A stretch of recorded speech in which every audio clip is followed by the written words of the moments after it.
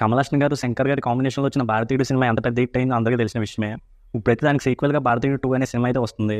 ఇక ఈ సినిమాని అనౌన్స్ చేసినప్పుడైతే మంచి ఎక్స్‌పెక్టేషన్‌లు క్రియేట్ అయినాయి. కానీ తర్వాతైతే ఆ ఎక్స్‌పెక్టేషన్‌లు కంటిన్యూ అయినట్టుగా నాకైతే అనిపించలేదు.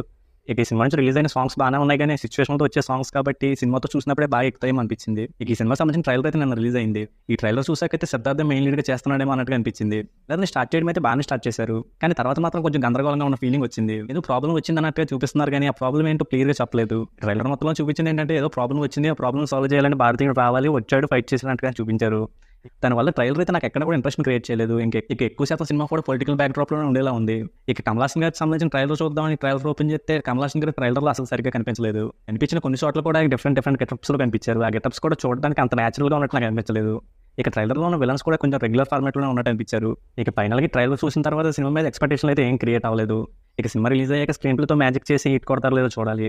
ఇక ఈ ట్రైలర్ మీకు ఎలా అనిపించింది అనేది కింద కామెంట్‌లో చెప్పండి. ఇక వీడియోని క్లోజ్ చేసే ముందు వీడియోని లైక్ చేసి ఛానల్‌ని సబ్స్క్రైబ్ చేసుకోకుండా చూస్తున్నట్టయితే సబ్స్క్రైబ్ కూడా చేసుకోండి.